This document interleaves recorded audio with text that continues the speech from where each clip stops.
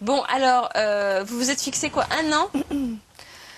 Je pense qu'un an, peut-être même 1 an et demi, parce que je sais que de toute façon, j'ai pas envie de perdre vite pour reprendre Ah, aussi vite. parfait. C'est pas le but.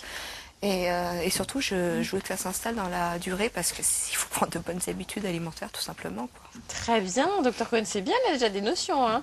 Oui, mais la plupart des gens qui sont au régime ou qui veulent faire des régimes ont des notions de régime. Ce qui fait mal au cœur dans cette affaire-là, c'est qu'en général, c'est ceux qui s'appliquent le plus à essayer de faire le régime, qui ont le plus de mal à supporter de restreindre leur nourriture et qui sont la plupart du temps des professionnels du régime.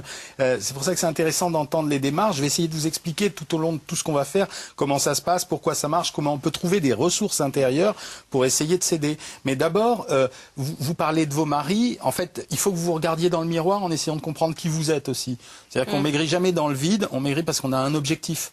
Et il faut essayer de chercher lequel. Et contrairement à ce qu'on raconte, les gens qui mangent plus que ce qu'ils devraient ou ce qu'ils souhaitent manger, c'est pas une maladie, ça. C'est un symptôme. Ça veut dire que si on mange plus que ce qu'on a décidé de manger, j'arrête pas de l'expliquer, c'est un symptôme. Ça veut dire, cherchons ailleurs. Pourquoi? Vous avez parlé de remplir un vide. Souvent, on a tendance à manger parce qu'on est seul, pour s'empêcher d'être seul ou pour s'empêcher de penser à des choses qui nous angoissent ou à des stress qu'on a ou à des interrogations. Et c'est à ces questions aussi qu'il faut répondre. Et c'est pour ça que la nourriture, c'est un accompagnement général. Et c'est vraiment intéressant de vous entendre parce que moi, je trouve que vous ressemblez à toutes les personnes qui ont votre âge et qui sont dans votre situation.